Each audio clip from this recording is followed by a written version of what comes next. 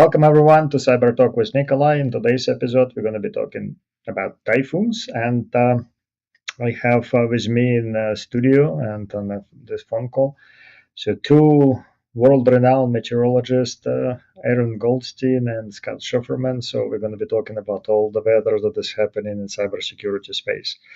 So before I turn them over, I'd like to read a little bit from what was happening in last year and around May. And May 2023, I'm sure everyone is aware of Typhoon Mawar that went through northern hemisphere and was pretty high, category 3 and 4 at times, and the winds were reaching at some points at 100 miles per hour, 190 miles per hour. And it went through the island in this particular area called Guam. And there are a few things that were happening at the time that this particular cyclone was moving through and ripping everything what was available, and people were hunkering down. But at the same time, certain things were unfolding in cyberspace because not everyone in this region had typhoon coming through, while people on Guam were essentially focusing on getting their things together and make sure that nothing bad happens. And surprisingly, nothing really bad happened, so everyone survived. There were no life lost, thank God, and there were damages to structures and floods and all that things happening. But the good thing, everyone survived and people rebuilt whatever they lost. But at the same time, silent threat actors were operating under the guise of Typhoon Mawar, and that's what we're going to be talking about. There were actors. It's called Volt Typhoon and South Typhoon. And today's our meteorologists, i.e., world-renowned incident responders and threat hunters, Aaron and Scott will give us a little bit more ideas on what those typhoons were that were coming, that were coming from essentially China, and that's what everyone tries to believe in, and so China right now is peddling back certain things, and they're trying to say that was US originated. So we're not going to get into this political football that is going on between two countries, but we're going to focus more about what was happening and how those essentially typhoons were operating, who is behind, to the extent that we know, because some of the information may be a little bit not available to us, but nonetheless, I think conversation is going to be lovely. So with that said, Aaron, would you mind to talk a little bit about yourself in a few words? Just remind audience, I know you've been here before, so I'm pretty sure they recognize your name, and then we'll go to Scott, and then we'll start with Volt Typhoon, and I have a slew of questions. So Aaron, on to you. Thank you, Nikolay. Always a pleasure to participate, and good to see you again, Scott. For those that I haven't met, I'm Aaron Goldstein. I'm VP of Incident Response at Todyl, and I have about 15 years of incident response and digital forensics consulting experience. A lot of really interesting activities coming from the Volt Typhoon, as well as SALT, which we'll get into. But really excited to be here and participate today, and I'll kick it over to Scott for an intro. Thanks, Aaron. And for those that don't know, Aaron and I worked extensively together in the 2015 through 2017-18 era of DFIR, handling things like WannaCry, NotPetya. So we both have a lot of shared DFIR experience and affinity for one another and respect for one another. And I've got 30 years in cyber. A lot of that, most of that's consulting. Half of that for mostly DoD and intelligence and other types of federal kind of clients, and the other half in what you might call the vendor space. And most recently, in the last 3 years, I've been focusing heavily on the kind of the IT supply chain threat landscape, and the kind of East versus West information, IT war that's going on, and the race to quantum, and the race for AI, and natural resources, and all of that, and how that overlaps with cyber. And I also have a background in kind of the nexus of AI and cyber and things that Nikolay and I have talked about before on the show. And most recently, I'm working in a very unique space, taking care of the largest mansions and biggest billionaire personalities and high-profile people and family offices that there are. And it's funny, when this Volt Typhoon stuff started coming out, and the Flax Typhoon, and even Salt Typhoon, like those IOCs we had to operationalize because we put enterprise grade firewalls and endpoint EDR 24/7 SOC inside those giant mansions and homes and residences. And we had to because a lot of these actors are using that infrastructure. So I'm still being pulled into this, massive kind of cyber conflict between China and the West, if you will, even taking care of, high profile people and personalities. So it's kind of been interesting in that regard. Thank you, guys. Thank you for the interest. Okay, so let's just dive into the topic. So, what do we know about?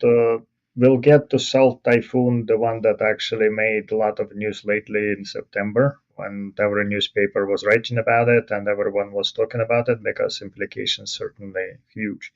But let's roll back a little bit into Volt Typhoon May 2023. What do we know and what actually Microsoft and the others were doing about helping understanding better where those typhoons are coming and what have we learned back in the day, what was behind or who was behind.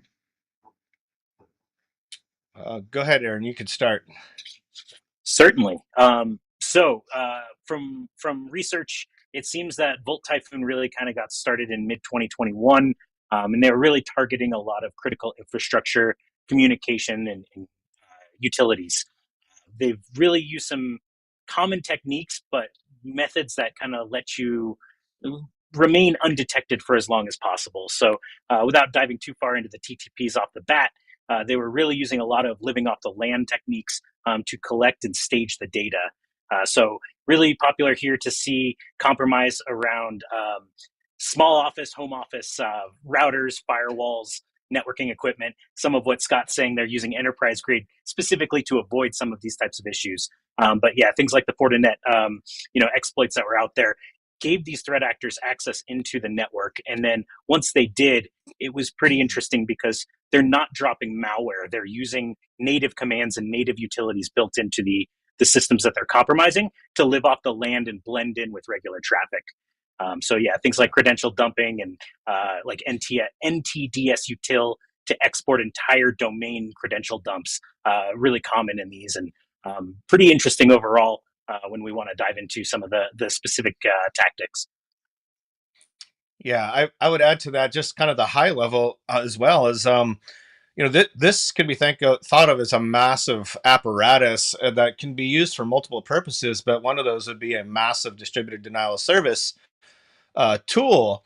And like Aaron is saying, they hit a lot of Soho, a lot of residences, a lot of small appliances, including the enterprise grade ones, Cisco, Fortinet, the common ones that can be exploited remotely via remote code execution.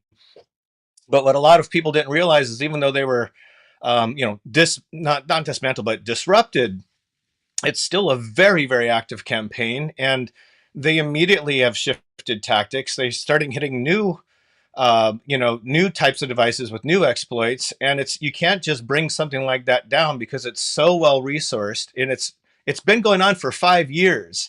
So if you think you've brought that kind of presence down in a network or on a device or in an environment, you probably haven't, because they've had 5+ years to do whatever they need to do to gain persistence and everything from a Hikvision camera to a domain controller to a VPN appliance through extra credentials, and all of that, like Aaron is saying, can be done and is done living off the land without a need for a traditional malware payload or remote code, an access trojan or anything like that. So this is still an ongoing threat. It's a big problem.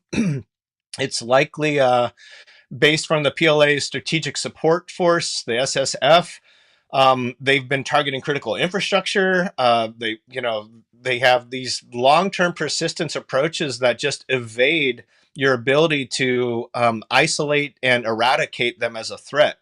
And that's what makes this so nefarious. I mean, yes, it can turn into a giant DDoS tool, but what else can't it do when you have that type of level root access on various devices and networks? There's not a whole lot you cannot do. You can even enable entirely new campaigns from another, PLA organization to come in right behind you. You're one command line away from uploading a piece of malware to all 260,000 or whatever devices that have been compromised, right? So it's very impactful. Yes, definitely. And Scott and Aaron, so what I've heard you guys saying, there are certain techniques that they use to infiltrate organizations and remain there as stealthy as possible. And Aaron, you mentioned that they were not doing what typical threat actors are doing, deploying and dropping some malware and trying to exfiltrate certain things. So they were doing living off the land. They were using whatever organizations had to remain as stealthy as possible. So question would be, how would you describe their techniques and what made it possible for them to break into organizations and remain? Because they were not there for a couple days or a couple weeks. Volt Typhoon remained in certain organizations for extended period of time until certain things were discovered in 2023, and then companies start going back and retroactively look, and some organizations were discovered, and then they've been there almost for 5 years operating in their environment, and that's kind of extremely rare cases are extremely that were, if you go back right now, if you start talking to any organizations, how long do you keep your logs? It's default is 12 months. It's the longest one because that's what's required by most compliance auditors, that they come in and asking for that information. So organizations have tendency not to store for that long. So if you start thinking in terms of, okay, they were between 2 to 5 years, how much information somebody can obtain during this time when you not detect it and they're operating on your network. And can you just dive a little bit deeper? It's like when somebody gets into with this kind of access, like how did they get in, and then what they potentially can do while they sit there. Absolutely. But first off, after helping and assisting MSPs primarily secure their downstream customers for years now, I would absolutely love if what you said about everyone having 1 year of log retention, I would love if that was true across the board, because the sad reality is oftentimes it's significantly less than that. So, yeah, there are plenty of times I would have loved to go in with a year retention and be able to put the pieces together. But to your point, it's pretty common, and this is not a bash on any vendor, but about every 6 months or so, you get a new Fortinet, you get a new D-Link or Netgear exploit that's out there, and so the rush is to go and patch, because most of the time the concern is around the ransomware threat actors. Those that are going to take that exploit, they're going to get into the network and then deploy their ransomware to extort their victims. But often overlooked are these threat actors that are more persistent, that are organized. The APT. I hate that term personally, but these advanced low and slow groups, they do the same thing. And Nikolay, you're asking, well, what are they doing and how are they getting in? By compromising at the network level and at these appliance level, they can pretty much have access to not only snoop on the traffic that's happening, but they can create new firewall rules. They can allow VPN connections. They can basically provision their own access to systems. And if they can't, what they can do is start sniffing traffic to get the usernames and credentials that they need. And they're purposely doing this very slowly and without heavy levels of detection, because they do want to take their time. They want to absorb and archive as much of that data as they can and exfiltrate it whenever. So what we're seeing with those types of attacks is they compromise the network appliance. They get onto one or more hosts, either by allocating their own access to it or by using credentials that they've compromised. And then they go slowly through and grab the data. They do credential dumps. They go and access the sensitive information. And in many of the cases, especially with Volt Typhoon, they're taking time to archive the information. And then we call it staging. So they'll stage all the data that they want to steal somewhere, and then they'll go low and slow to exfiltrate it out. Sometimes trying to hide it through like DNS tunneling and other methods that make it really hard to detect with regular normal traffic. And in some cases, I was even reading they're installing and running their own proxies like Impacket, specifically to avoid how that data is being sent out of the network.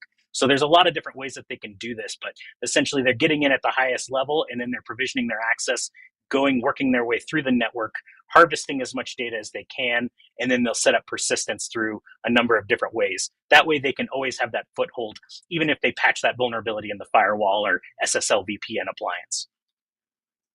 Yeah. So you have to remember, like, for Volt Typhoon, what's its mission, right? Like, the most understood mission. While it can have many, whether it's confidentiality, integrity, availability, and all the rest, it's largely meant there to be able to disrupt communications in the case of, let's say, a Taiwan conflict, a political conflict.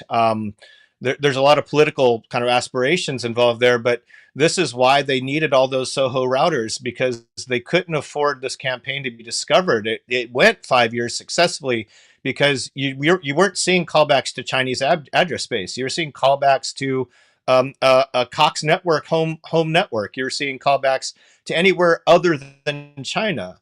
And as Aaron was alluding to, when you have the edge device, everything that you're doing as activity is happening at the Linux level, at the kernel of the actual firewall or VPN appliance that you've exploited.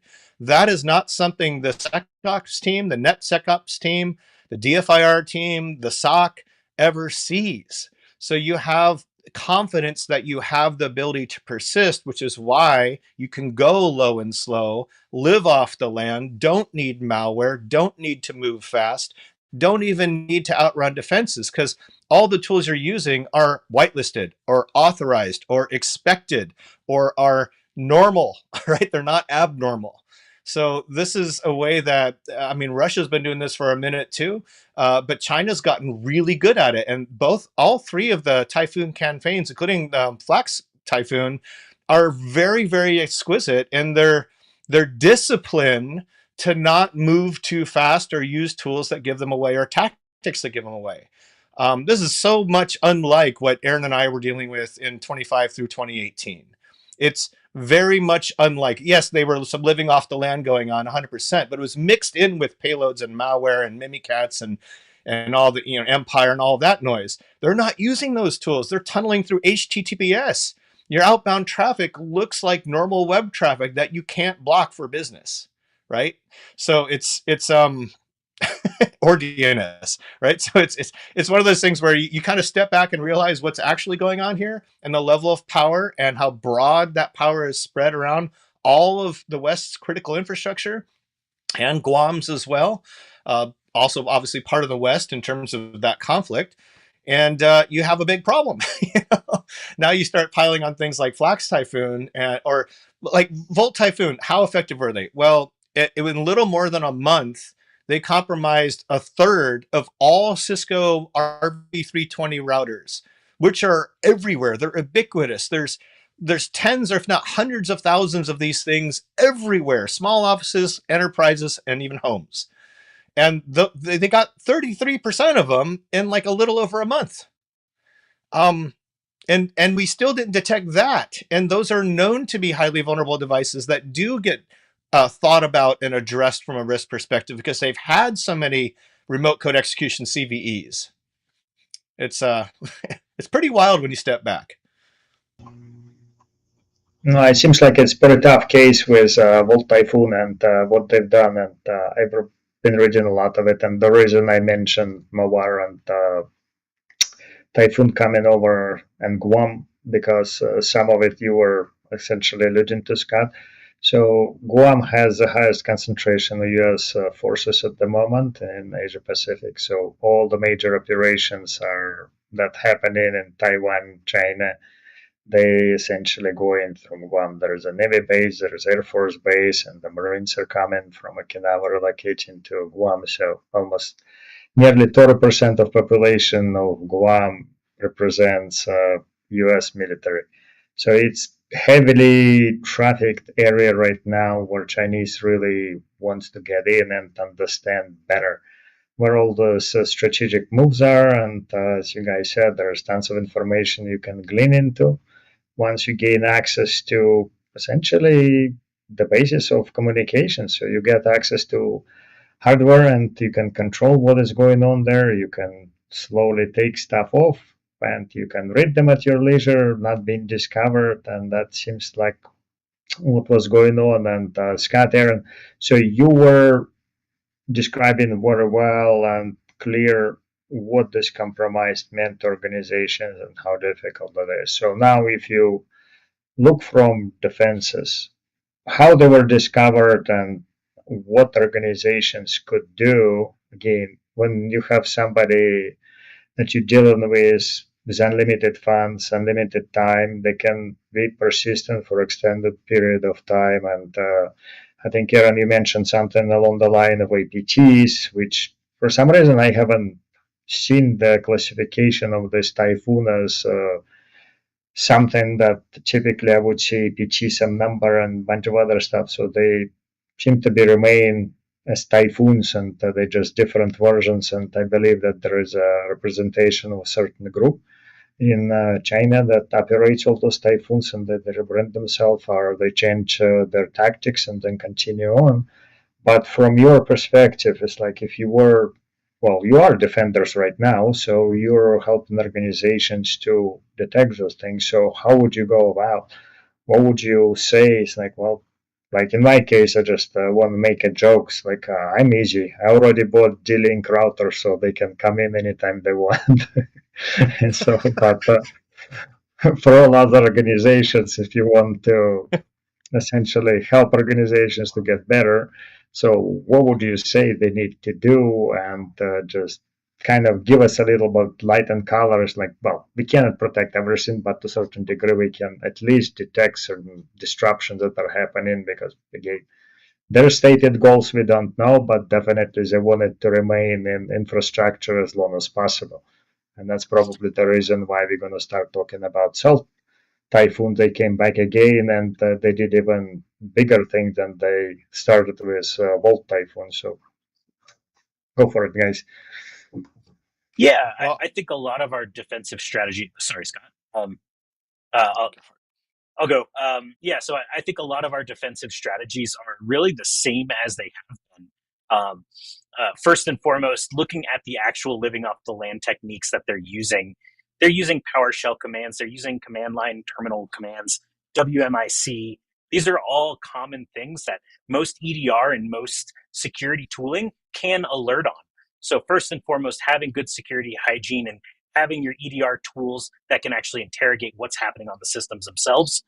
Also, your patch management, making sure your network appliances and all appliances are on the latest and greatest versions, constantly auditing the user accounts and behaviors from them, because you may not get those types of alerts from those appliances. So, maintaining good hygiene on those as well. But, a lot of this is going to be around, those endpoints and the network devices themselves. So if you are, interrogating what's happening on the systems, if you do have strong passwords, and if you're limiting administrative use, it makes it a lot harder, and it makes it a lot easier to trip alarms when they're trying to elevate their privileges. So threat actor gets into the network and they only have a limited user account. Now they have to do extra work to elevate their privileges, which will hopefully trigger more alerts that get you a leg up on the investigation. So these are not impossible tasks to help defend against, but it is difficult because they are purposely trying to avoid that detection. So, your patch management, your EDR, and good security hygiene are all really good vectors to help make this harder for even targeted threat attacks. from my perspective, there are tactical things you can do, but I think, if you're an organization, this is one of those campaigns that you want to really lean into and leverage, because the campaign illuminates a fact that most organizations that are impacted or that have seen alerts related to IOCs, people forget, like, you're blocking, let's say, domains or IPs, and you get a hit and you go, I'm going to block that, right? Or you feel like you've crossed off that IOC, but that's not this story. This story, if you have any activity coming from inside your network, for example, going outbound, that you've identified even remotely close to these types of campaigns, you have to be willing and honest with yourself to take a step back and break all the assumptions that you have in your mind, and realize that you've lost potentially, or even likely, with this actor, with their how adept they are at living off the land, you've likely lost your security control of your environment. Now, you can talk motives all day long. You can try to put them in a box of TTPs that you feel good about understanding. And you can try to feel good about having contained a device that was infected or impacted. But you haven't yet stepped back to say, I probably have bigger problems, and I really need to understand my back to basics, your architecture. Are you microsegmenting? How many Hikvision cameras do you have in your environment? Because those are probably popped, right? The assumptions you make when you're containing are really important to step back and just be honest, and then use that internally to go to the board, go to the other stakeholders, go to SecOps, NetSecOps, and say, guys, we don't have a little problem that's just an incident. We have something we actually need to actually address holistically across everything. I mean, your HR systems could be impacted. Your VPN, your most with the remote workforce these days, if your VPN appliance is a thing that got popped from this campaign, you have way bigger problems than just that threat actor. You have a very strong propensity for that device to be bricked, that device to be not performant, not accessible, for admins to get locked out arbitrarily if they wanted to do that thing. You have processes at the kernel level going on that you can't see that aren't being logged to the device's kernel. So you have to break your assumptions once you have this type of actor in your environment, or even close to, or in your supplier, or in your, you have VPNs to other B2B type of businesses. You have problems, right? So I don't know how else to overstate this. Maybe I have overstated it, but I think that when you lose security control, you have to be honest with yourself, and you can't just cross off an event as easily as you can in, let's say, an overtly obvious ransomware type of attack, right? Or remote access Trojan. Those can also have the wrong assumptions made. You thought those contain them. But this actor living off the land, you're not going to have in your time wrinkle you look at, are you going back 5 years? No, because you can't. Are you going back 1 year? Like Aaron said, probably not. So let's say you roll back a month or two. What are you going to look at? Well, you're probably not tooled to look at the things you normally look at that give you a nice high critical alert because you saw Mimikatz or you saw WMI, and this is overtly, obviously bad. You can't just start with the obvious. You have to start with the non-obvious, and you have to use a lot of context and inference in your thinking to understand what may have taken place and what the scope of that compromise in your environment might be. And that's not easy, to Aaron's point, but it is possible. One other thing I'll just add there is oftentimes these small home office firewalls and network appliances, you're lucky if you have 24 hours worth of logs on them. And what is the response when somebody thinks it's compromised? Oh, they're going to factory reset it. Well, there goes all your logs and any potential web shell or other artifacts that were there that could help reconstruct when it was popped and things like that. So oftentimes the response is, let's clean it up and wipe it and move on. But that can really destroy the critical evidence you might have. So making sure that you do respond properly. Hopefully you have an IR plan that you can follow, but if not, working with a vendor or third party that can assist you with these things, absolutely critical to make sure you're not throwing away the precious artifacts that might exist. Well, I don't often try to one up my friend Aaron, but what I'm going to say about these edge devices and persistence, my experience with Eclipsium taught me something that I had really never realized before prior to that experience, which is that when you get root on these devices, there are ways to persist on them that survive that reboot and even survive the firmware update to the latest patched version. And you're still there as a threat actor after all of that. So not only, to Aaron's point, did you lose your logs and ability to actually make sense of what might have happened, but you don't even know that you know whether or not that actor is still there. If I ran a large enterprise, I would fight every single day to have a redundant standby device for my edge appliances. I don't want to wipe and reboot. I want to just literally take a new device that's patched to the latest and pray. You know what I mean? Because even that's not the full mitigation sometimes, right? So, because they'll come back in from the inside with the admin credentials they got off of the first device that you just took offline. So these VPN endpoint devices, especially the VPN appliances, are literally the most primo real estate in the world for any attacker. There's no better real estate. Active Directory, pretty bad. Edge device, even worse. Yeah, definitely. It's kind of interesting case. So one thing I was thinking while we were discussing what potentially it goes old adage is like you turn off your computer and you're safe now. So that's one solution that nobody wants to revert to. But I want to exploit this hypothetical conversation that's been going on for quite some time. Where does zero trust comes to play in this conversation? So if, let's say, organizations had implemented zero trust, would it be possible for Typhoon to pull this off? It seems to me that it still would be possible, but what do you guys think about it? I'll go first and short and sweet. Nobody gets to zero trust. We all know that.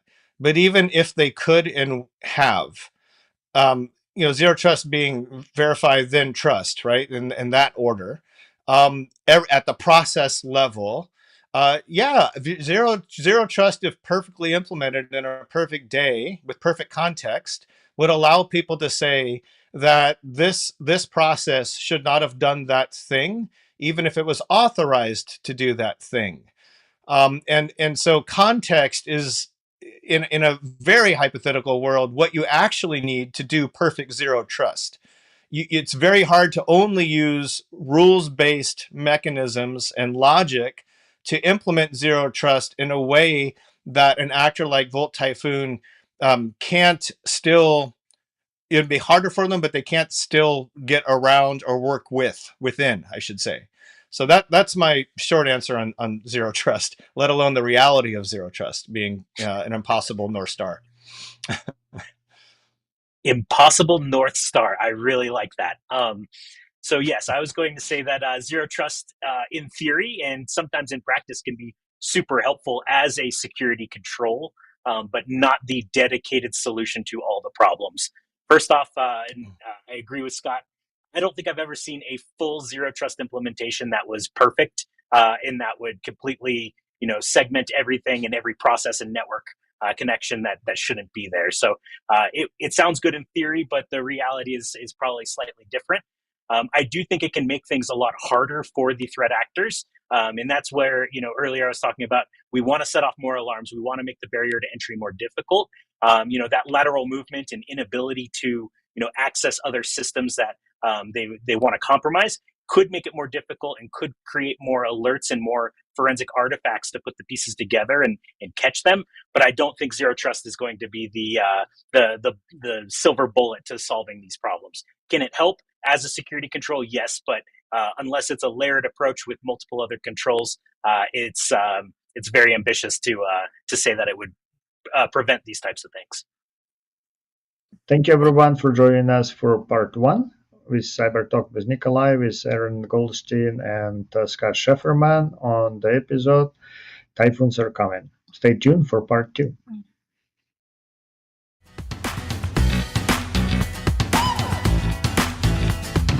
Thanks for joining us. For more information about these topics or IS Squared, please go to www.issquaredinc.com.